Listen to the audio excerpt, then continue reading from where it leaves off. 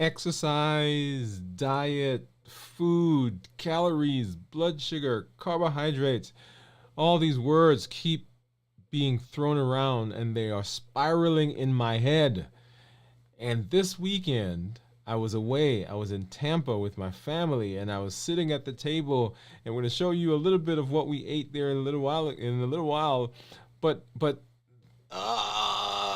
somebody make some sense of this for me. How do diets and exercise, how do they work together? What's the benefit of exercising? Does it really cause weight loss or help with weight loss, like people say? Is there something else? Is there some magic to putting them together? That's what we're going to be talking about here, right on the show tonight, here on Dwain Woode MD. Hey, if you're new to me, I'm Dr. Dwain Woode. That's Wood with an E. The E stands for endocrinology. Here on the channel, I educate, I empower, and I encourage you to take charge of your health and your life, avoid complications, and go to the next level. And in this year, that's right, new year, new you. I'm talking to adults with type 2 diabetes who want to put their diabetes in remission, who want to get off of medication, who want to improve their metabolic health. In fact, who want to reverse their diabetes. If you're new, go ahead and put new in the comments because we'd love to welcome you with a hand clap and some music and say welcome, welcome, welcome to this corner. Also, if you have questions as we go throughout the night, go ahead and put those in the comments with a Q and let us know that you're there. That's something that we need to get to as we go throughout the night. Glad that you're here. Hopefully you had a great holiday weekend and are excited for getting into the rest of this month and getting into the show tonight. I do see some folks out there and I want to say hello. And in particular, I need you all to say hi back to me because I need to know if you can hear me this week. You remember last week, right? But hello, I see Teresa that's out there. She's saying hello, doctor, and everyone. And then I see Steve. Steve is saying hello to everyone. And so Teresa's saying, hey, Steve. And you know what I'm going to do? I'm going to hop over here really quickly and just take a quick look. Yes, we can. So Steve, my man, Steve is saying yes, we can. There you go. That's what I wanted to hear, Steve. So thank you so much. All right. So let's hop to it, y'all. Let's because we got some stuff that we want to cover, and the overriding theory, right, and the overriding thought is diet and exercise. How do they play together? How do they work, right? That's what we're going to be talking about. Before I do that, though, I want to tell you a story and I want to show you some stuff like I normally do. You know, I've got my monitors over here to the side that we're going to be taking a look at. And let me go ahead and pull that up. Right, so I've got my monitors that we're going to be looking at. I've got my Dexcom. I've got my Libre. We're going to be looking at some reports that you'll see here in just a minute, like that report down there. Yeah. So why don't we go ahead and let's take a look at some of those numbers. In particular, right now you'll see that my Dexcom is saying that I'm 111 and my Libre is saying 84. As you know, those two can be 20%. Actually, all meters can be about 20% different from each other. And actually, they're right in there right now. So 84 versus 111. So a little less than a 20% different. But let's go ahead and let's take a look at my monitors. I've got a Keto Mojo, I've got a Contour, and I'm interested in seeing what those look like. And you'll see on the graph as I'm talking, I want you to look at that Dexcom that you see on the screen and look at some of those numbers because we're going to be talking about that in a little bit. So I put the wrong strip in the Keto Mojo. So this is the Contour. Let's go ahead and grab a strip for the Keto Mojo and let's see where my blood sugars are. And then let's see, let's grab one of these spring-loaded Lansing device, and these are called Unisticks, y'all. So Unisticks, basically you break off the top part, And I'm going to pop it up here so you guys can hear it. Hopefully you heard that. And let's see if we got a good, yep, got a good drop of blood.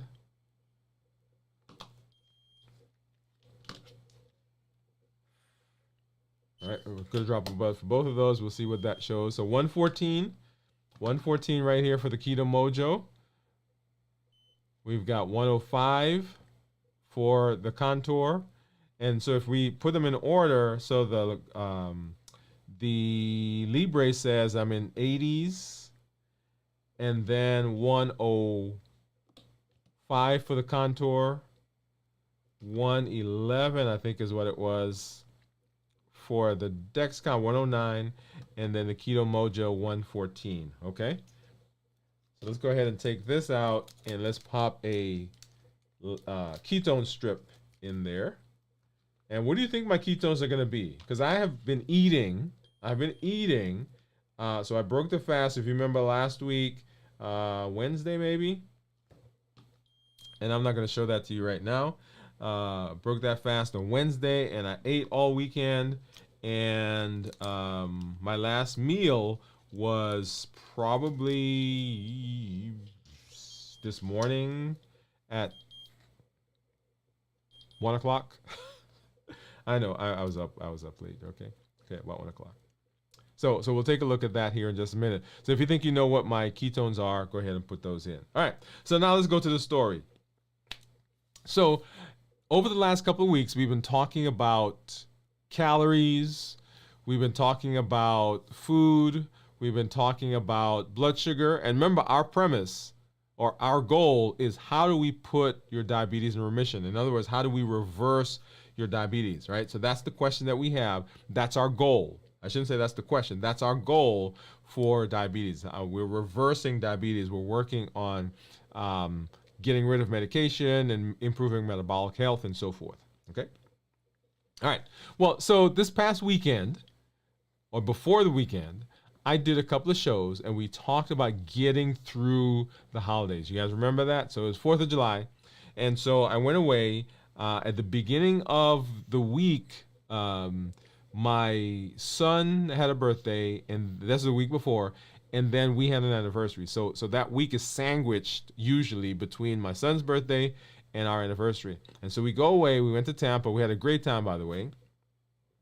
And so we're sitting there, and I decide that I'm going to, well, we went in, and they had a meal for us that we ordered, and then because it's an anniversary, we had something to eat. They gave us a special thing, you'll see.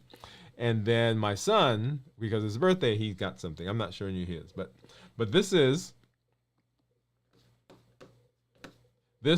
what we had. So right in the middle, you'll see that is red snapper, right? That's cooked. It's delicious, by the way.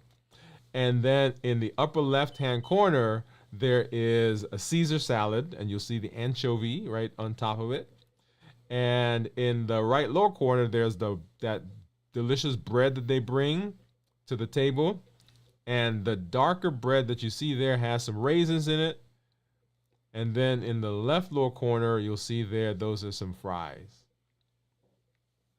So this is what I ate while I was away. One of the nights.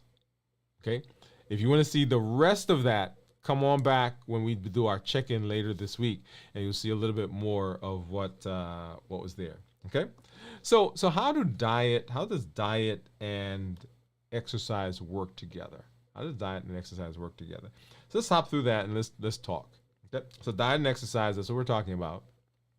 So we're going to talk about the importance of diet and exercise in managing health, and in particular, right, we're going to make some correlations and some connections between blood sugar and weight and food and exercise, right? So that's kind of the milieu that we're going to be in. That's where we're heading, right? And so brief outline, we're going to talk about the role of exercise, understand caloric balance, impact of carbohydrates on blood sugar, talk about some hormonal impacts on food, the synergistic effect of diet and exercise, and then some practical tips for diet and exercise, and then some monitoring. So that's where we're heading, right? So, and just important things that we want to talk about as we continue this conversation, right?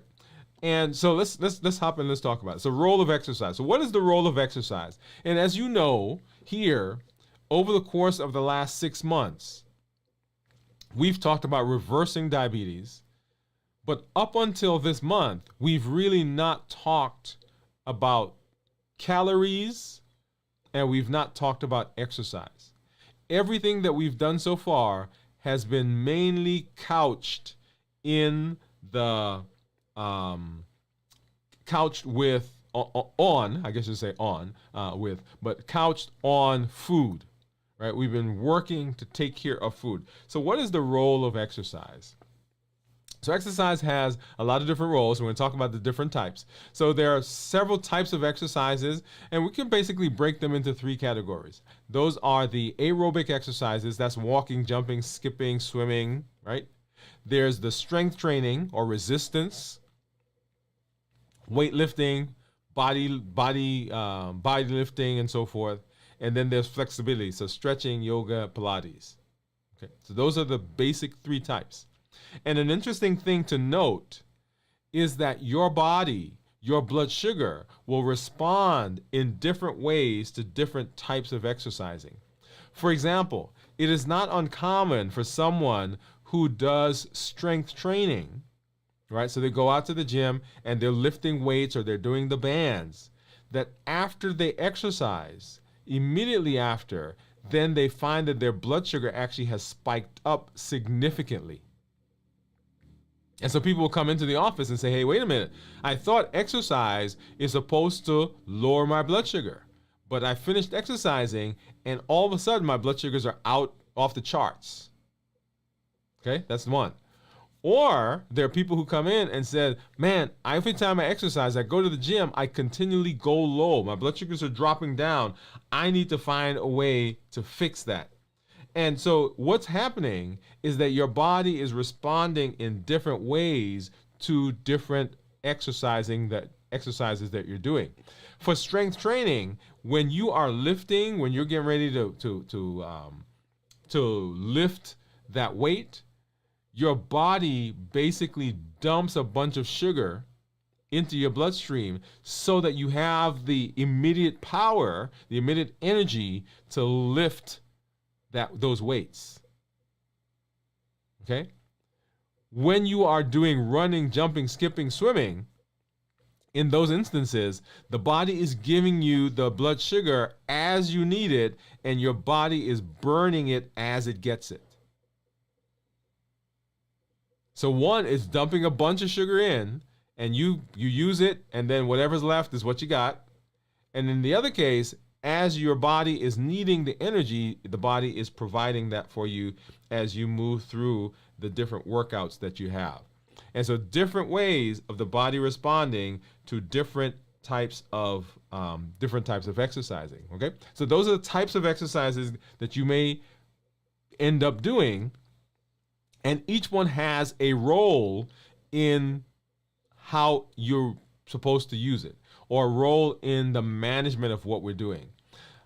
I don't start people exercising when we're talking about weight management. When someone walks into me and they say, hey, I want you to help me lose weight, we go through the process of evaluating them. If they are exercising, then I tell them to continue exercising at the same rate, at the same pace, at the same types of things they're doing. But if that's someone who's not exercising, I don't start them out exercising as part of their weight journey. Why? Because most people haven't learned yet how to exercise and respond to what the body needs in a sensible way. So what does that mean? When you exercise, you get hungry because you're burning calories. So even if you have excess calories in terms of weight, even if you have excess blood sugar, when you exercise, your body is going to need energy. And because you are using carbohydrates, because you're using glycogen, it will force you to eat, right? So you'll be hungry. And so someone exercises off, let's say 300 to make the numbers good or simple. So they exercise 300 calories. So they get on the treadmill, they get on the bike, whatever they do, they swim, and they burn 300 calories. And now they're hungry. Well, they haven't learned yet to listen to their body so that they only eat 300 calories. So what they ended up doing is they burn 300, and because they're famished, they feel they're famished, they're hungry, they end up eating 500 or 600. So what did we just do? Well, we exercise because we say we want to burn calories, but we ended up eating more than the calories that we burn. So what do you think happens to weight? Well, the weight goes up. And in fact, for people, when they're eating, when they feel like they're famished, when they feel like they're hungry, the types of things that they eat, once again, they haven't quite learned how to sit in that space and how to process that space where they're eating because they're exercising. So the things that they eat, because they feel like they're hungry, because they feel like they've got to get some energy in, the things that they end up eating are those things that will cause spikes in blood sugar. And so not only did we not exercise an appropriate, I shouldn't say exercise, we didn't eat an appropriate amount, but the thing that we ended up eating caused blood sugars to spike. And we know when blood sugar spikes, what comes out? Insulin has to come out. When insulin comes out, guess what happens? Yeah, all the other things that we talked about in terms of having blood sugars go up and stimulating appetite and weight and so on and so forth. Okay? So that's why I don't usually tell people when they are first talking to me about weight that they should exercise. Now, blood sugar, little different story, and we'll come to that here in just a minute. Right? So once again, we're talking about diet and exercising. Diet and exercising. So types of exercise, those are the different ones. These are the ways that they work, how the body responds to them. So blood sugar and weight. Blood sugar and weight. So exercise as it relates to blood sugar and weight. So what does this do? What does exercise do when it comes to blood sugar, and what does it do when it comes to weight? Well, number one, when you exercise, it increases your insulin sensitivity. Increases insulin sensitivity. It makes the amount of insulin that's in your body look like it's much more to the entire body. And that means that your body produces less and you have to take less if you're on insulin. So let's pause there for a minute. Let's put a pin. Let's talk about that. So it increases insulin sensitivity. So that if your body makes 5 units, for example, and that's just a number. Don't quote me on a number. It's an example. If your body makes 5 units, it makes the 5 units looks like 10. So that if you needed 10 units, all of a sudden the 5 is sufficient. See what just happened? So when you exercise, the body is able to process. It's able to use the insulin that it has on board, or the insulin that you end up taking.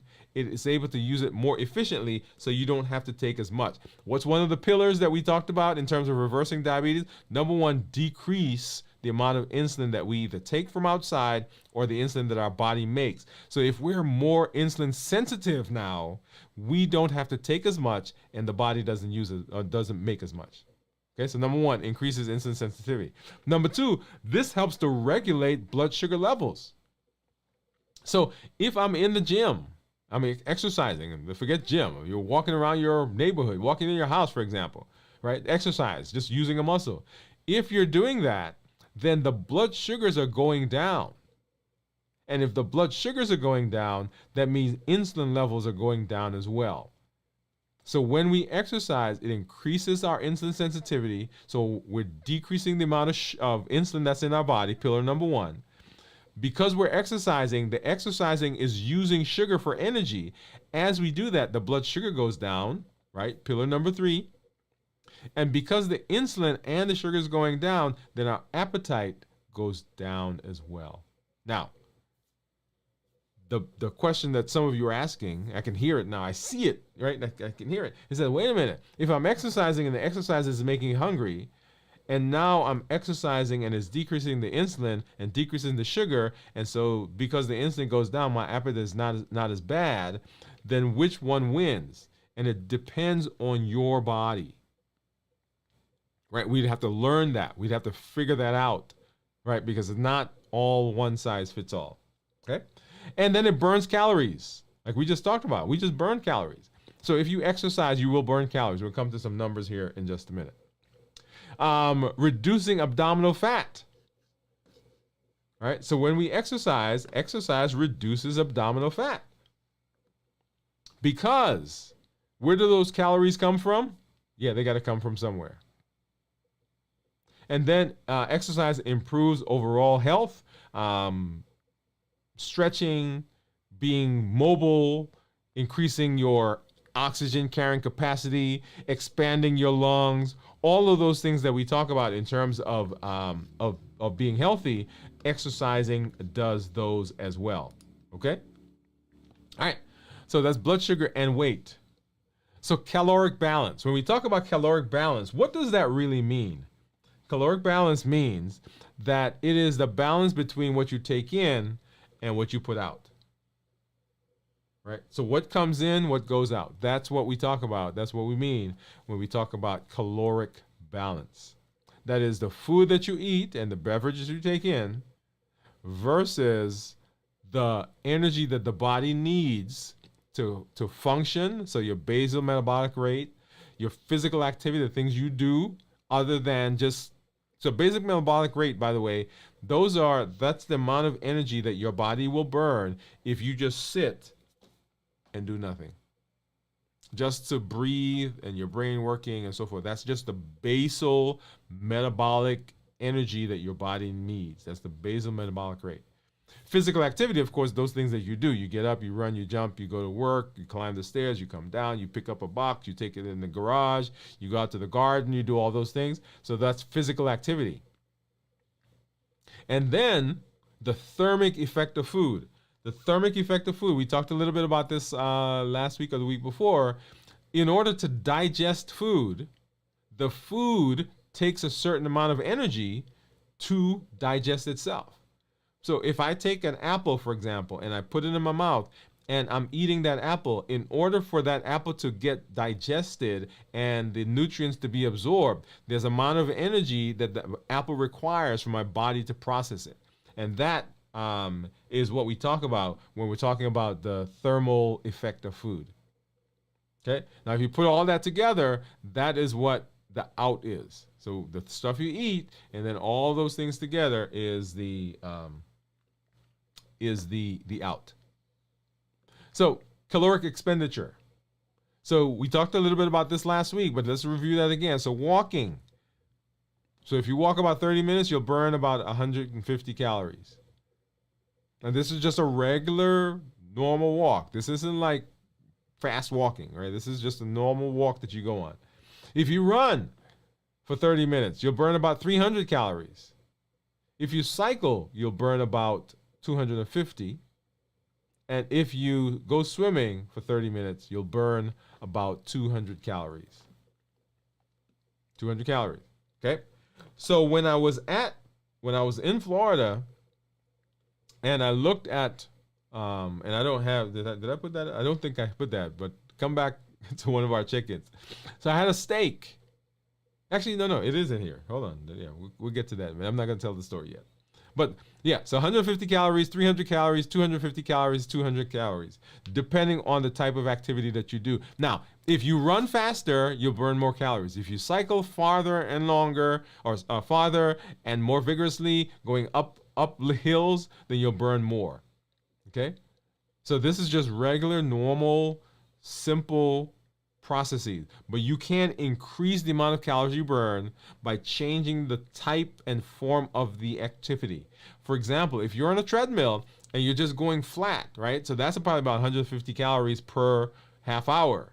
But if you, on the treadmill, if you change the incline and you change the speed of the treadmill, guess what? All of a sudden you're burning more calories. Well, let's take a look at the food. Right? So the caloric content. So we talked about what you can burn by doing activities. Now let's talk about how much calories are in food themselves.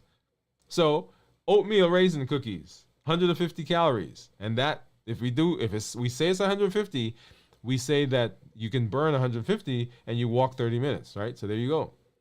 Chocolate chip cookies, a little bit more, so 200 calories.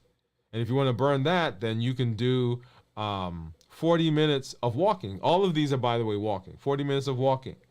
If you have a scoop of vanilla ice cream, which is 137 calories, 27 minutes of walking. If you eat a donut, 300 calories. I'm not sure what kind of donut that is, but hey, if you eat a donut, 300 calories, that's 1 hour, right? So you walk for an hour. Because remember we said walking half an hour is 150 calories. Or, let's back up. If you wanted to do something else, for example, you can go swimming, right? You can go swimming for 30 minutes and then maybe walk for about 20 minutes, right? So you can combine them. Notice what I just did, right? So 300 calories in the donut, and I say, hey, I'm going to swim for a little while, and then I'm going to walk for a little while. And if you eat a medium banana, it's 105 calories, so that is 20 minutes. Now, the issue that most people have is not that they have these calories that are in the food and the calories that they burn. It's that they don't do enough of the burning for the calorie that they ate. Most people won't eat one cookie. All right, most people will eat 2 oatmeal raisin cookies, and they'll probably have some ice cream. So if we go back to our chart, right? So 2 oatmeal raisin cookies, that's 300 calories, and a scoop of ice cream, that's 137 calories. So that's now 437 calories. That would mean we'd have to walk for 1 hour for the 2 cookies and then 27 minutes for the scoop of ice cream. And most people don't walk for an hour and a half. Hour and 27 minutes. Okay? So I want you to put a pin there for a minute because we're coming back to another concept that we're about to run into. All right. So the hormonal impact of food. Remember we said that it's not just the calories of the food, but there are some hormones that have some play here. So let's take a steak and some chocolate cake. And we're going to assume that the steak is 500 calories and the chocolate cake is 500 calories. Steak and chocolate cake, right? That can happen. So if we look at both of these, so 500 calories steak, because it's protein, it will stabilize the blood sugar. We get minimal rise in our insulin because there's not a lot of carbs in there unless you bread it and do some other stuff to it. And unless the seasoning, the rub has sugar in it, right? Sometimes they'll put brown sugar in it. Because it's protein, it promotes satiety, that is feeling of fullness, and it reduces the hunger. It supports muscle building and maintenance. And it supports fat loss because you're not eating a lot. Okay, so that's the 500 calories. When you eat the steak, that's what it does. Let's compare that to the chocolate cake. Well, if we eat the chocolate cake, so the calories are exactly the same, but the chocolate cake causes a rapid spike in my blood sugar. When the blood sugar goes up, the body has to produce insulin, or I have to take insulin to bring it down. This stimulates my appetite and it stimulates my cravings. And so what happens is I eat 500 calories and I go to the gym and I burn 500 calories, but now I'm feeling like I'm famished later on. You see what happened? So that's why calories are not calories, are not calories, are not the same. And because the insulin is out, this now leads to fat storage. So 500 calories, but our bodies, the body does something differently with it. So what happens after the cake, right? So foods high in refined sugars and simple carbs cause spikes in blood sugar and insulin, like we just said. Protein and healthy fats lead to slower, more controlled release of glucose into the bloodstream. So our body, our physical body responds differently other than calories to the different foods that we eat. So let's talk about the synergistic effects. Synergistic effects of exercise and diet. What does synergistic mean? Synergistic means what happens when they work together. What happens when they work together? So diet and exercise together. So diet provides the necessary nutrients, the nourishment for and the energy for the physical activities that we do. So the reason we eat, now you think the reason we eat is because we can get together and hang out and celebrate and feel better. The reason we eat, the reason we're supposed to eat, is because the food that we eat provides energy for the body to function. That's the reason for food. Nourishment, right? That's why we talk about those nutrient-dense foods. But we've used food, right, because of our culture, because of our spiritual practices, because of our taste, because of comfort. So we've used food for lots of different things. But if we go back to say, okay, what is the purpose of food? The purpose of food is to provide energy. And then exercise helps utilize the energy from food and helps us to maintain caloric balance. So let's have a conversation right here, because I love this. This is a great conversation we're going to have, okay? So if the purpose of food is energy, and then activity is to balance the energy, what would happen if we didn't put in so much food? I want you to think about it. If we didn't put in so much food, then we would not need the exercise for food management. Let me say that. Or for blood sugar management. Now, there are other benefits, like we talked about before, the overall wellness, mobility, increasing, lung capacity, being outside and getting air and sunlight and all those other things, great. But when we talk specifically about blood sugar and talk about what we're doing in terms of the management of diabetes and weight, we saw last week that the benefit of food, of managing food, is much bigger, has a bigger impact than the exercise. Right? So food has a bigger impact than exercise on the management of our weight. And y'all, food has a bigger impact on the management of blood sugar.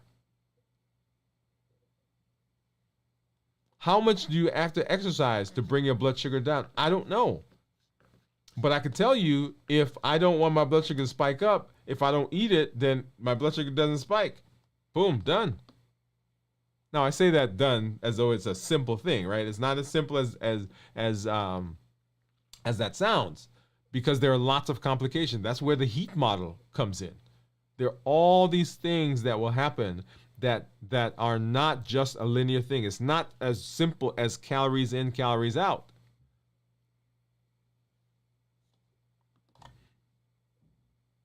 Okay? All right. So diet and exercise together. So that, what do they do? What do they do? All right. And so as we talk about exercise, we said that exercise enhances insulin sensitivity. So regular exercise increases the efficacy of insulin in regulating blood sugar.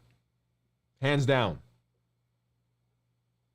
If it's in there, if we've eaten it, if we have stress, if we're not sleeping, if we are anxious, if we're depressed, if we're lonely, tired. So all those things that are non-food related that cause blood sugars to go up, exercise sensitizes your body to the insulin so that those blood sugars are better, regardless of food. So exercise will do that for you. Sensitizes the body. So a balanced diet supports stable blood sugar, reducing the risk of insulin resistance. So balanced diet. What does that mean? That means food that is not highly refined, not highly processed, no added sugar, that's whole foods. Remember all those things that we've been talking about, right? That has some non-starchy vegetables. Now, here's a concept that I was talking to someone just this morning about. If you eat something that causes a spike in blood sugar, we know that the insulin is going to go up. Your body will either make it or you'll have to take more insulin from outside to keep that blood sugar down. Make sense? So spike in blood sugar results in insulin. Insulin is that switch that gets turned on that says store or don't store. Store if it's on, don't store if it's off. So when insulin comes out and insulin is elevated, that is the switch that puts the switch on that says store. So that you ate a cookie an hour ago and the blood sugar spiked up and the insulin comes out and insulin is bringing the blood sugar back down, which will happen. But the insulin is up, right? It came up. And so right after you ate the cookie, you decided you were going to be good and you ate a delicious low carb salad. You didn't put any croutons in there. You didn't put any salad dressing on there. You didn't put any starchy vegetables, just some salad. In fact, let's make it even simpler. You had a plate of spinach, either sauteed spinach or raw spinach, just a plate of spinach, nothing else on it. You sauteed it in water, you steamed it. Because the insulin switch is on, that spinach that you just ate will cause you to gain weight. I want you to hear what I just said. Spinach on its own, non-starchy vegetable, not a lot of carbs, lots of vitamins and minerals and liquid, right? There's fluid in there. But if the insulin is elevated, it almost doesn't matter what you eat. You're going to put on weight. And that's sometimes the frustrating, confusing thing to people. It's like, wait a minute, all I'm eating is salad, but you're insulin resistant. And that means that your insulin levels are elevated. Or you ate that cookie this morning and your blood sugar is elevated, so insulin had to come out to treat the blood sugar. So the role for exercise, one of the roles for exercise in this instance, is to bring the blood sugar down, to sensitize the body to the insulin that my body's making so that I don't get that big spike, so that the switch doesn't stay on, so that broccoli and collard greens doesn't cause me to put on weight. Right? I want you to follow that train of thought. Okay? So a balanced diet helps support stable blood sugars, reducing the risk of insulin resistance. Weight management. Most of the benefit that you will see with weight management as we talk about diet and exercise, most of the benefit, a huge part of the benefit, a large part of the benefit, much of the benefit, did I say that in enough different ways? Comes from the food. Comes from changing the diet. It is easy to eat 1,000 calories in your diet. It's hard to exercise off 1,000 calories. So most of the benefit for diet and exercise in weight management comes from changing food. Exercise allows some caloric expenditure. That means exercise, not that exercise doesn't burn calories, it does. But remember the calories that we're burning. right? 150 calories for 30 minutes of walking. Right? Remember that chart that we saw? Exercise for muscle building and flexibility and contouring and maintenance. So what I tell people is exercise is great when we've changed what we're doing in terms of our diet. Now that we've gotten all those things in place, that's why we spent so much time talking about food, talking about how food responds, talking about how our body responds, talking about the things that were driving us to food, talking about the heat model. Because if we can change that, we get a bigger bang for our buck than if I say to you, go to the gym and go exercise. Now, I want you to hear me quickly, because somebody's going to say, well, Dr. Woode says that exercise doesn't count. Yes, it does count. And should you exercise? Yeah, you need to be exercising. But if we're talking about managing blood sugar and talking about managing weight, if you want a big punch in the arm, a big boost, let's manage the food. And if we manage the food, then now we can use exercise. When I was a kid, does anybody know what an ice pick is anymore? Right, if you think you know what an ice pick is, put yes, right? So ice pick, right? So ice pick is a little pick, then you got a big block of ice, right? And you had a big mallet that you broke that up, and then you put it in the ice bucket. And then if you had those smaller but large pieces of ice, then you take the ice pick and you chip it, right? So if we use that analogy, then food is the sledgehammer. Bang! Your blood sugars are 500, 600. Bring it down, change the food. Now, will exercise bring it down? Yes, but you've got to exercise a lot more for a lot longer to bring that down. But I can change my diet right now, and in 2-3 days, my blood sugars are lower. But if I do nothing, keep eating the way I'm eating, but exercise, my blood sugar doesn't come down that much. Okay? All right. So exercise is good for muscle building. So once you've lost weight, in the process of continuing to lose weight, now we got to say, okay, let's get some muscles. We don't want to lose muscle. Now we exercise. I've told you that there are some body sculpting things that I'm working on, right? So now that I've lost weight, this right here, I need this thing to be like a part of a six-pack right there. This one, not all 6 of them, just this one. So that's where my exercise comes in. So now I'm sculpting, now I'm changing. And then exercise also helps with maintenance, because remember, exercise will allow you to lose some calories. So if I ate a cookie, well, I won't say cookie. Let me see something else that doesn't cause a spike in my blood sugar. A piece of steak. I ate a piece of steak that's 150 calories. I can go exercise, burn that off.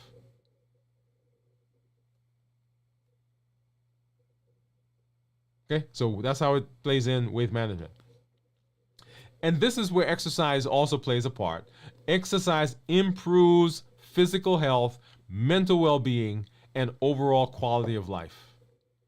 When you exercise, you get those endorphins, right? So the mind is clear. Like I keep saying, you expand your lungs, so you get a bigger inflow of oxygen. Getting out of the house, right, improves your mental ability, improves your mental outlook. If you take someone and keep them in the house all the time, then we saw this during COVID, right? People were locked up in the house, and they got depressed, became anxious, became, all kinds of other personality and psychological things happen because they were in the house. So you get out, so it improves your mental health, and it improves your overall quality of life. And it reduces the risk of chronic disease and enhances longevity. All benefits of exercising all benefits of the things that we do.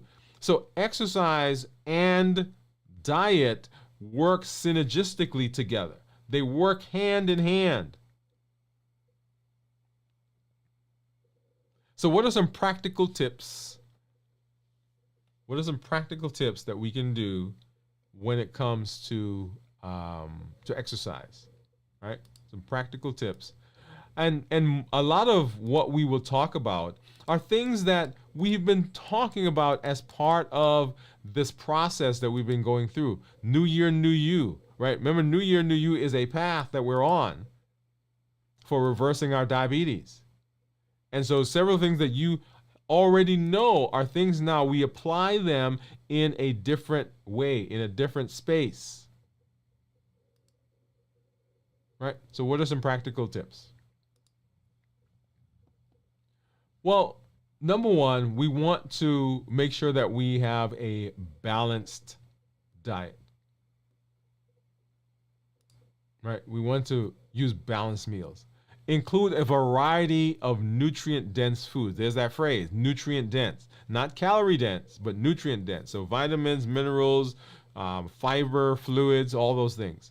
You want to concentrate on whole foods because if it's whole, it means it's not a lot of processing.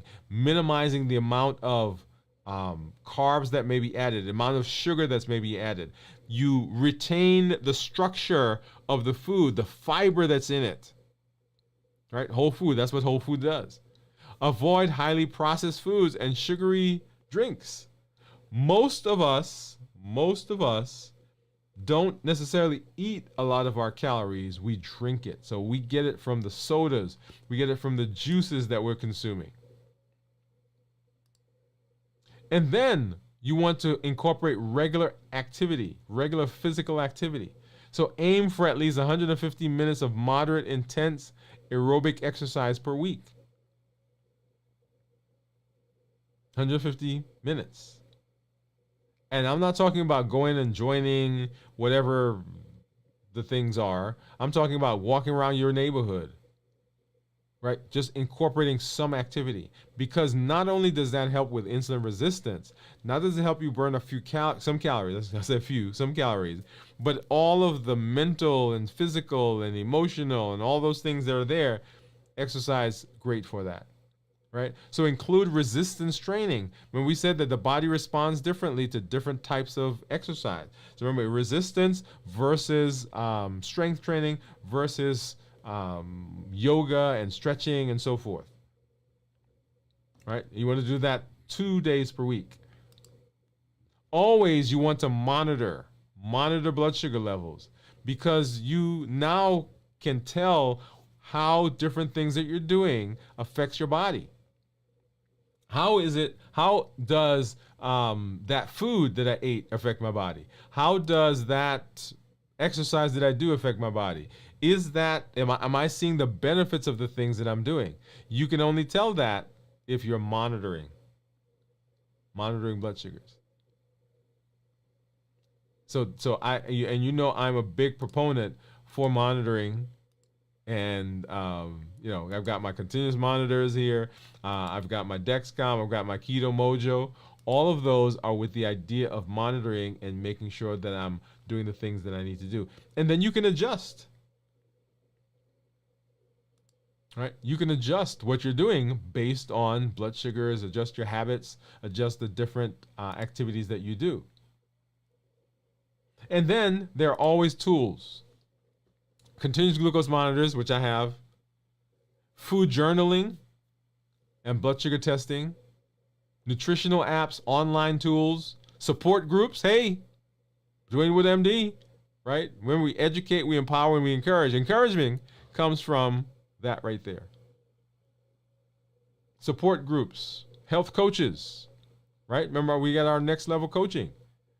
All of those are with the idea of providing the benefit that you need to be able to be successful in the places you need to be so that you can have success in your diabetes reversal. That's our goal. All right, so let's go out of here and let's catch up with some of these comments that we have. Let's see. So Teresa says she thinks that my ketones are going to be 0.6. Steve says, I just finished a 29-hour fast, and my ketones were 2.5. My wife finished a 48 fast. Yes, what? So, Steve, that's for you. And, Steve, this is for your wife. Tell her congratulations as well. Yeah. That's how we do it, y'all. That's how we do it. Jennifer says, howdy, y'all. Hey, Jennifer, how are you? Glad that you're here. Steve said, ended my fast with roast beef and avocado. Topped those off with sugar-free creme brulee that my wife makes for me. It's delicious and full of protein. I love it, love it, love it. Steve is saying, hey, Jennifer. Jennifer, awesome, Steve. Congratulations. Yes, definitely. Teresa says, Steve, your wife is fasting now? Yes. See, hey, Steve, is she your mentee? And we had that challenge, mentor-mentee. Teresa saying, hey, Jennifer. And Teresa said, yes, she does remember an ice pick. You know, a lot of people don't know what an ice pick is, right? Some of our younger folks. And then Steve says, yes, my wife has lost over 100 pounds together. I have lost, what? There we go. Let me see, what other sounds do I have on it? Hold on a second. Let's see what I have. Nope. There you go. That's a good.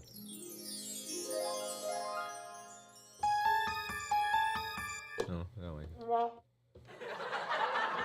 Okay, we got some other stuff here that we'll maybe play around with. But yes, Steve. So congratulations. Tell your wife congratulations. Very proud of both of you. And Teresa saying, awesome, Steve. I love that. Yes, definitely. All right. Well, y'all, here is a great place for us to do our thought for today. So let's go ahead and let's take a look at that right now.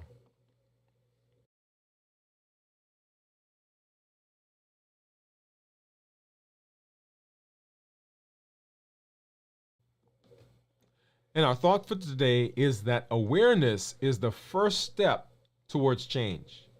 Awareness is the first step towards change. Awareness is fundamental, is foundational of all meaningful change. It's only by recognizing and understanding our current state that we can begin to envision and pursue different future changes. When it's acknowledged, when we know, when we see, when we say, yes, this is what's going on, when we see a health challenge, understanding the habits and becoming conscious of our behavior, conscious of our emotions, conscious and aware of the things that push us in that direction, it shines light on the areas where we have to make change, where things are needed, where we got to tweak this. It empowers us to make informed decisions. Most of us, for our lives, have made decisions, right? So whatever age you are, you've been making decisions based on your the knowledge you have. Some decisions you're like, man, this is the best thing that I've ever done in my entire life. And some decisions were like, yeah, maybe not that one. But you made it based on information, right? So we educate. And being able to know, to be aware that there is an issue is so important. If you don't know, then sometimes we're stuck. Acknowledgement, awareness empowers us to make informed decisions. It allows us to make realistic and set realistic goals and take actionable steps to move us in that direction, in the transformation that we're going to be doing. Without awareness, we remain stuck.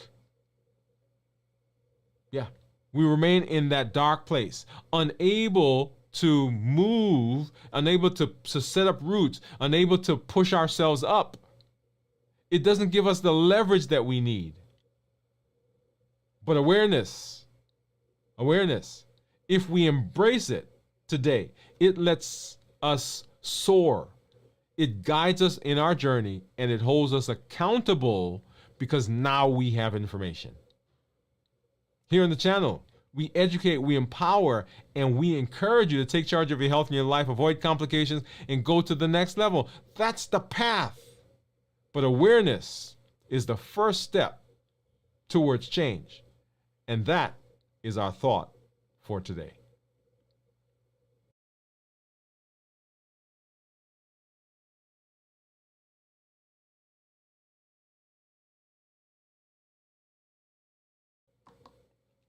All right, all right. So let's take a look at my ketones.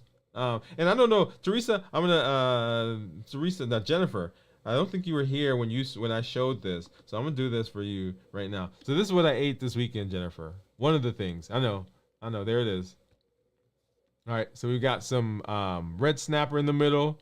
We've got that's chocolate cheesecake in the upper right-hand corner. We've got some bread that they brought to the table. We've got some fries. And that's a Caesar salad with, you see the anchovy right there in the top. Yep. All right, so let's hop over and let's take a look at what my Keto Mojo says that my blood sugar, not my blood sugar, but my A1, what my ketones are. All right, so let's hop over there and let me do this. Let me pull up my Keto Mojo meter. My Keto Mojo meter app. All right, so let's grab that. Let's go ahead and turn this back on. All right, that should be syncing here in just a minute so we can see what that is.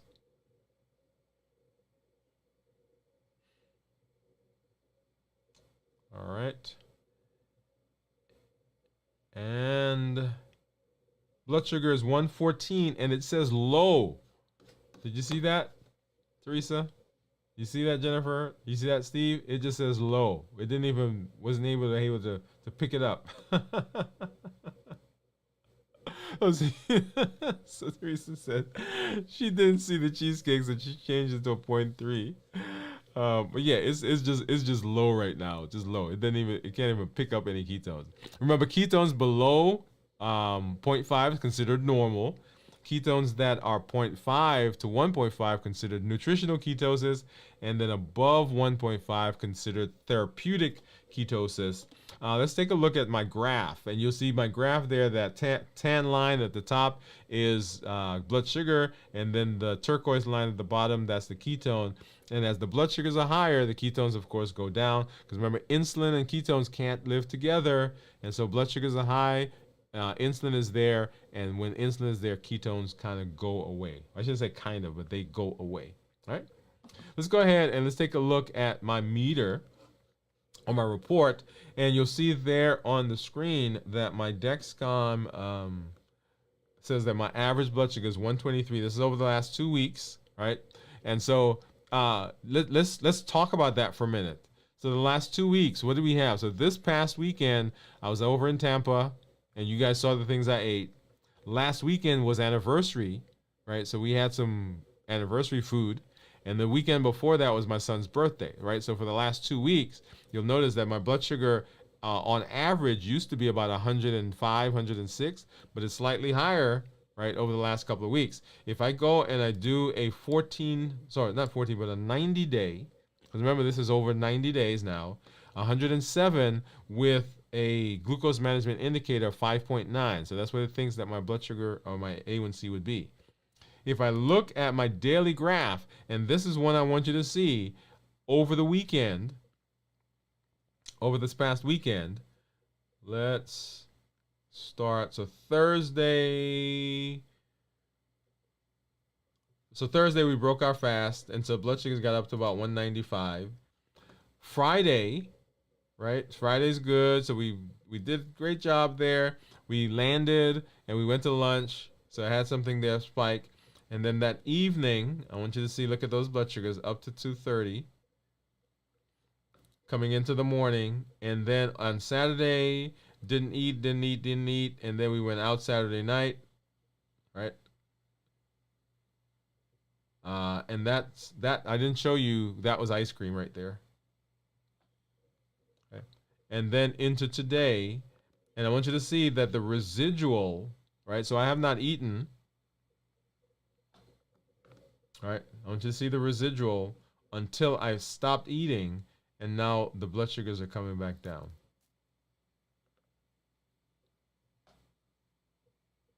Okay?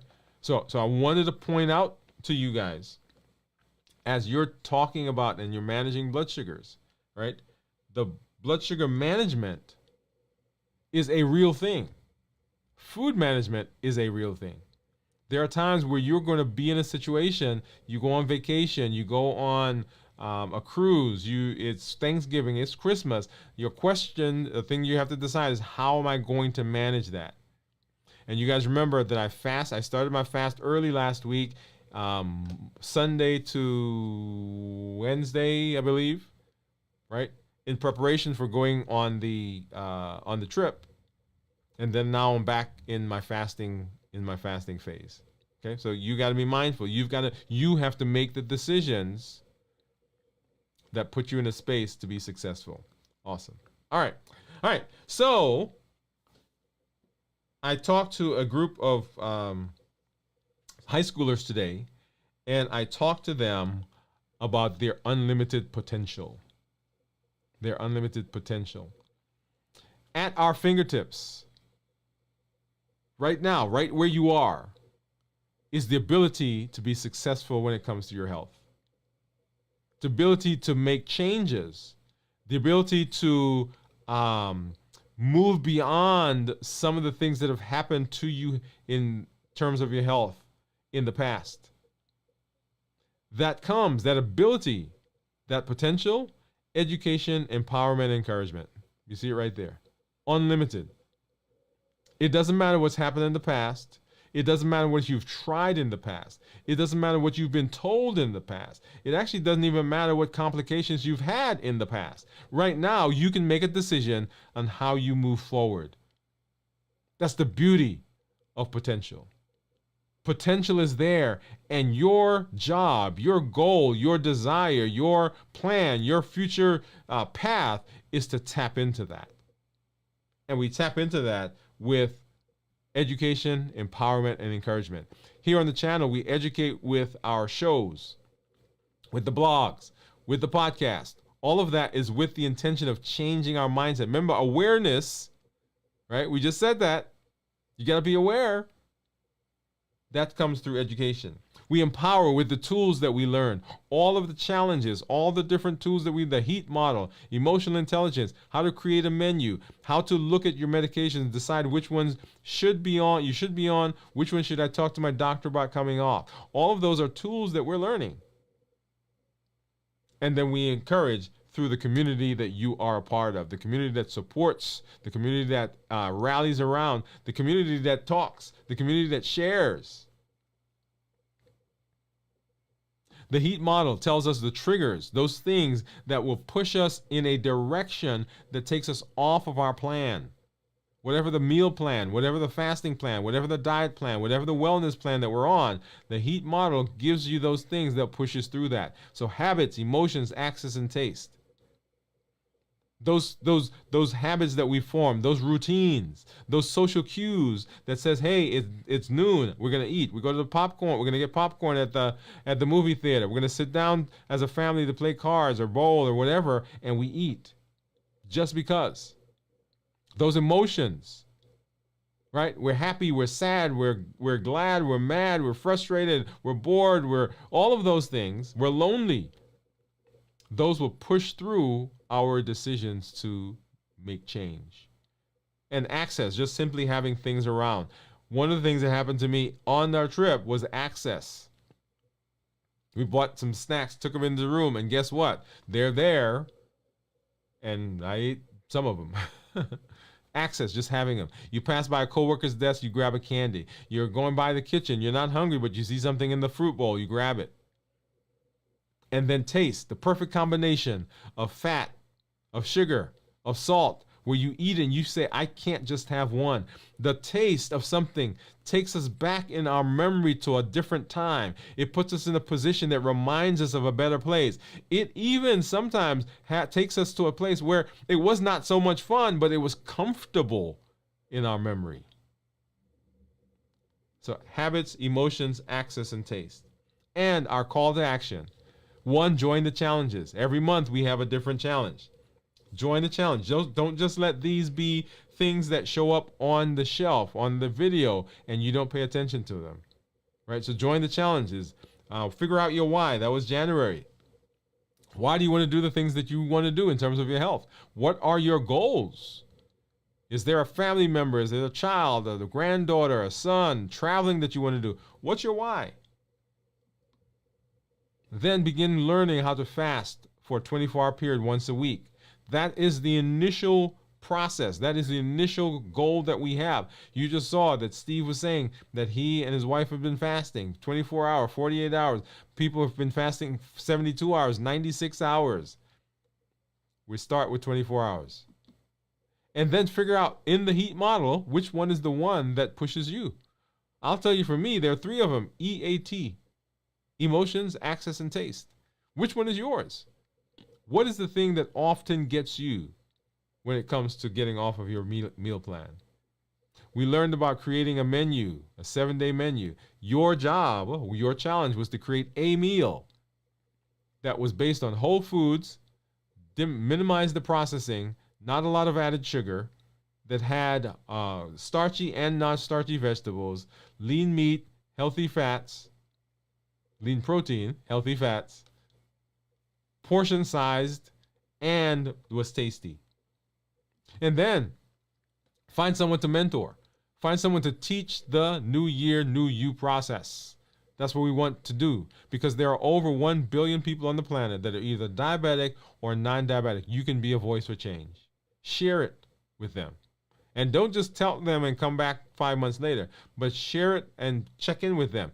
Be their partner. Be their mentor. Show them how this is done. Make sure you're getting your labs checked, those things that are critical to make sure that there aren't any complications that are developing. Talk with your physician, with your healthcare provider. We did a show on what labs you should get. Go back and take a look at that. And then for this month, the challenge is to incorporate into your routine some kind of physical activity. Now, I didn't say join a gym. I didn't say go out and start playing football, basketball. You need some physical activity that you're going to incorporate into your routine. And I want your physical activity per day, right? Well, let me back up and say it this way. So 150 minutes per week is what we're saying. 150 per week. And try to see if you can burn upwards of 200 calories per day. 200 calories. Whatever it is, incorporate it. That's the challenge for this month. So when you show up, join the challenges. Number 2, call to action, is tell your story. When you are here, share your story. Let us know what's going on. Let us know the successes you've had, the places where you're finding challenges, because we can rally around you and we can then say, hey, we're not alone. We're here to support you. That's the benefit of community. And then invite a friend. Send them the link. Let them know what's going on. Let them know the path that we are on to reverse diabetes, to improve our metabolic health. If you're out there and you're saying, hey, I'm not diabetic, so this doesn't apply to me, not true. Because the things that we talk about in terms of being able to manage diabetes are exactly the same things that we talk about when it comes to managing other metabolic diseases like high blood pressure, high cholesterol, coronary artery disease, non-alcoholic fatty liver disease, and on and on and on, polycystic ovarian syndrome. All of that happens when we are improving our health. Yes. So join the challenge. Share the link. Let them know that we're here. This past weekend, we did our 3rd episode of This Week in Review. It is a place where we recap the shows that we have for the week. Keep an eye for that. That is 6 o'clock on Sunday mornings. If people are missing, if they've missed the show, you can send them there. They can get all those shows with some commentaries that we're doing there as we move through This Week in Review. Later this month, we will have our community meetup. So make sure that you are joining us for that. And we'll tell you what those dates are once we do it. And then in the month of August, we are going to be celebrating 4 years.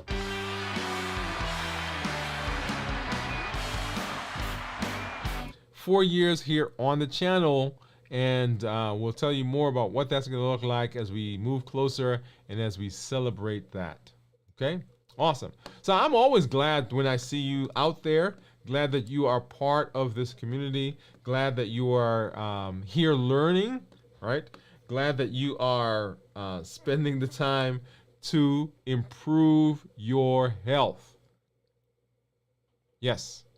Later this week, we're going to be doing our check-in because we're going to be continuing our fasting. We'll take a look at that. Come back and you get to see some more of the things that I ate on my trip. You get to see some pictures of that as we do our check-ins.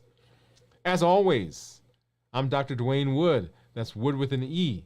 And here I educate, I empower, and I encourage you to take charge of your health and your life, avoid complications, and go to the next level. And in this year, new you. I'll see you at one of our check-in later this week on This Week in Review on Sunday morning at 6 a.m. and then on Monday next week, 7 p.m. Central, right here on Dwain Woode, MD. Good night, everybody. Have a great evening.